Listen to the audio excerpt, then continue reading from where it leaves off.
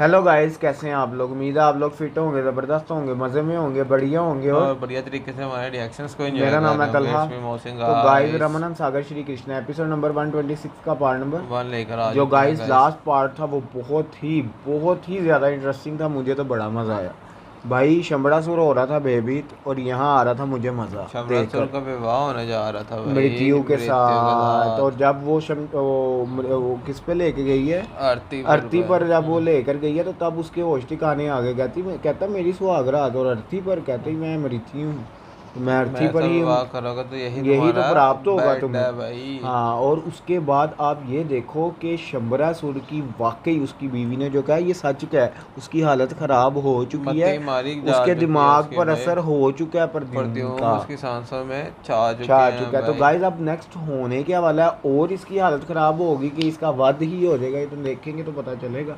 चलते वीडियो की तरफ और देते हैं रिएक्शन। अमर है।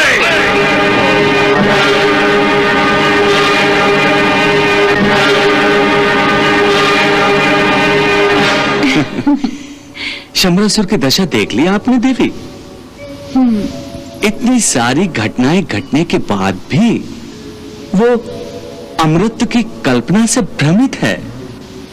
चीख चीख कर अपने झूठे भ्रम को वो सच साबित करना चाहता है कि वो अमर है।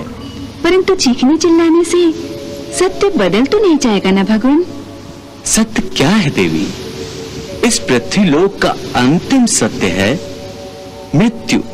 परंतु शंबरासुर मृत्यु जैसे सत्य को स्वीकार क्यों नहीं कर रहा है? क्योंकि वो अपने आप को अमर समझ रहा है। परंतु पृथ्वी लोक पर केवल दो ही चीजें अमर हैं।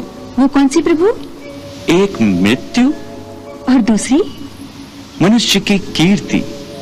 बाकी सब नाशवान है देवी।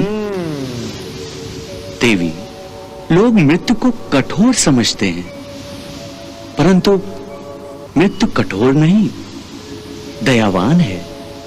अपने आगमन की सूचना और संकेत मृत्यु हर प्राणी को देती है। मृत्यु की इस पूर्व सूचना का उद्देश्य क्या होता है भगवान?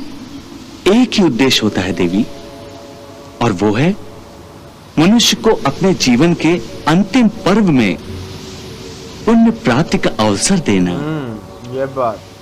अपनी गलतियां सुधारने का अवसर देना।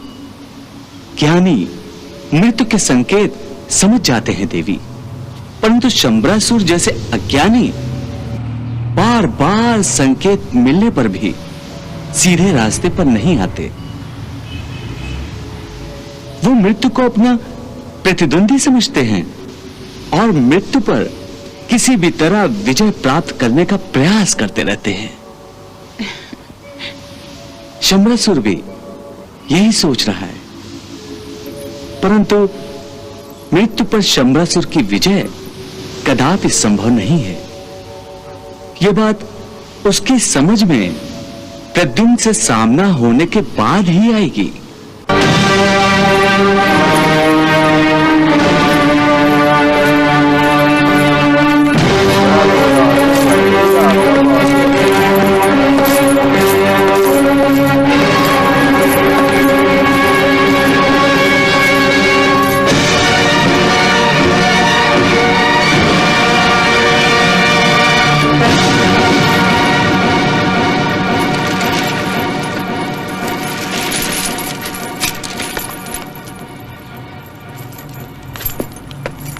हे असुरेश्वर, राजपुत्र सिंह केतु को गौरवास्पद वीर मरण प्राप्त हुआ है।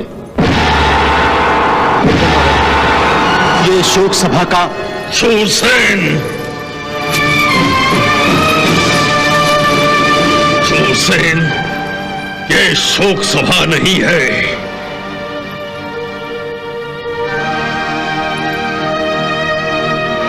मैंने ये सभा अपने पुत्र की मृत्यु पर शोक मनाने के लिए नहीं बुलाई है। शंबरासुर इतना दुर्बल नहीं है और नहीं इतना मूर्ख है कि शत्रु जब द्वार पर खड़ा हो शंबरासुर अपने पुत्र की मृत्यु का शोक मनाता फिरे।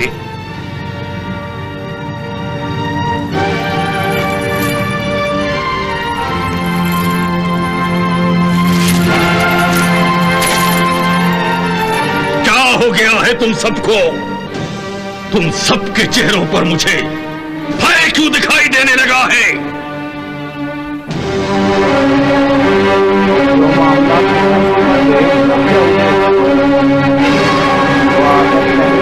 तुम्हारी झुकी हुई गर्दनें तुम्हारे टूटे हुए मनोबल का प्रतीक बन गई है। तुम सबको देखकर ऐसा लगता है जैसे ये शंबरासुर के सैनिक नहीं, गीदड़ों का समूह है जो शेर की एक दहाड़ सुनकर भाग खड़ा होगा। क्षमा करें असुरेश्वर, ये तो केवल राजकुमार के शोक में झुके हैं। राजकुमार सिंह केतु की मृत्यु तो केवल निमित्त है, बहाना मात्र है। मैं तुम सभी के मुखमंडल पर भय को स्पष्ट रूप से पढ़ सकता हूं। यदि तुम सब भयग्रस्त न होते तो शोक व्यक्त करने के बजाय युद्ध के बारे में बात करते, आक्रमण के बारे में सोचते, प्रद्युम्न का वध करने की शपथ लेते और मेरे सम्मुख यूं मुंह लटकाकर बैठे न होते।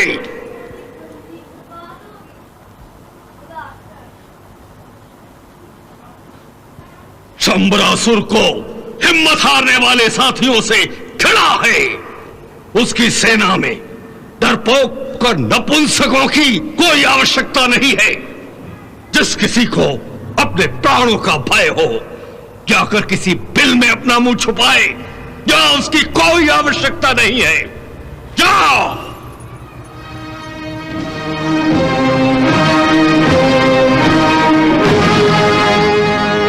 प्रद्युम्न को तो मैं अकेला ही किसी चींटी की भांति पैरों तले कुचल डालूंगा। मैं उस काले कृष्ण के पुत्र से अकेला ही युद्ध करने जा रहा हूं।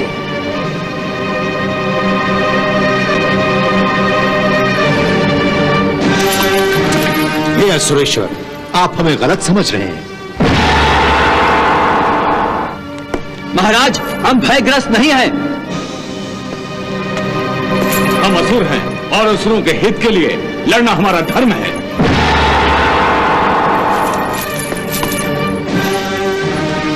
पिताश्री, आपकी सेना वीरों और शूरवीरों से भरी पड़ी है। इसी सेना ने देवताओं पर भी विजय प्राप्त करके गौरव प्राप्त किया है।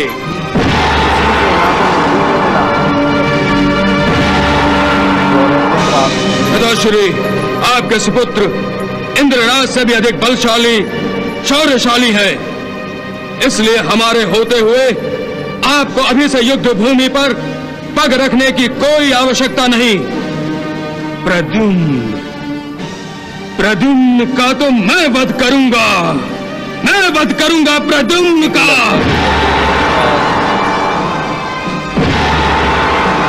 यदि आप आज्ञा दे तो मैं सिंहनाद और केतुमाली को अपने साथ ले जाऊंगा।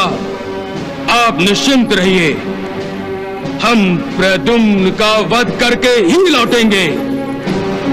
आप केवल हमें आज्ञा दीजिए। वाह मेरे वीर पुत्र, वाह! इस साहस का प्रदर्शन करके तुमने मेरे विश्वास की डूबती नैया को फिर सहारा दिया है। वाह! विजयी भव पुत्र, विजयी भव। युवराज कुंभकेतु की जय, युवराज कुंभकेतु की जय, युवराज कुंभकेतु की जय, युवराज कुंभकेतु की जय, युवराज कुंभकेतु की जय, युवराज कुंभकेतु की जय, युवराज कुंभकेतु की जय, युवराज कुंभकेतु की।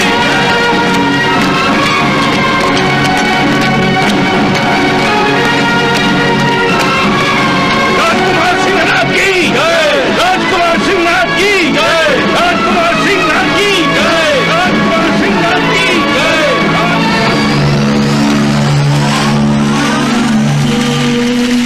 चामुंडा विजयी ओम चामुंडा विजयी। प्रभु, कुंभकेतु की पत्नी कामिनी को ये कौन सी सिद्धि प्राप्त हुई है? ये कैसे प्राप्त हुई है? ये सिद्धि उसे कठोर तपाचरण से प्राप्त हुई है देवी। कठोर तपाचरण से? हाँ देवी, धर्मराज युधिष्ठिर कभी असत्य कथन नहीं करते और कठोर धर्माचरण करते हैं, इसलिए उनका रथ सदा सर्वदा धरती के ऊपर ही वायुमंडल में चलता रहता है। उसी प्रकार कठोर तपाचरण से कुंभकेतु की पत्नी कामिनी अपने यज्ञ कुंड के सिद्धि स्थल पर सदा सर्वदा धरती के ऊपर ही रहती है।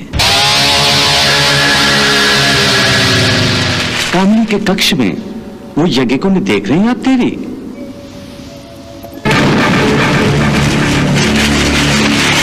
उस यज्ञ कुंड का निर्माण भी कामिनी के कठोर तपाचरण से हुआ है।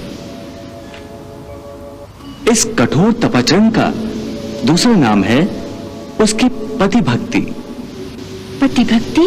हाँ देवी, कामिनी ने कुंभकेतु की हर प्रकार से सुरक्षा के उद्देश्य से उस यज्ञ कुंड का निर्माण किया है। कुंभकेतु भी प्रतिदिन इस यज्ञ कुंड की पूजा करता है देवी। कामिनी जब ऐसे 100 यज्ञ कुंड का निर्माण कर लेगी तब कुंभकेतु पूर्ण रूप से सुरक्षित हो जाएगा, फिर उसे मारना असंभव हो जाएगा।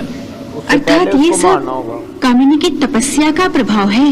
हाँ देवी, कामिनी ने स्वयं यम देवता से अपने पति के प्राणों की रक्षा के लिए यह वरदान प्राप्त किया है कि जब तक कामिनी के कक्ष के यज्ञ कुंड की अग्नि से शोलों की लपटें निकलती रहेंगी। ओ गाइस, यहाँ खत्म हुआ ये पार्ट भी बहुत इंटरेस्टिंग था मोहसिन भाई, मजा आया देखने का। मतलब कुंभकेतु की पत्नी ने लास्ट में ज्यादा शॉट शौक किया। कर जब दिया। कृष्ण जी के मुंह से सुनने को मिलेगा कितनी कठोर तपस्या करने के बाद उन्हें ये जाकर हुआ है, और उन्होंने 100 बार जब ये जो है जला ली, उन्होंने तपस्या कर ली, तो भाई वो सारे तरफ से वो सुरक्षा कर लेंगे और फिर उनको मारना संभव हो जाएगा या मुश्किल हो जाएगा। मेरा ख्याल है कि वो 100वां यज्ञ करने से पहले कृष्ण जी ने उनके लिए कोई ना कोई उन्होंने अपनी लीला रचाई ही होगी।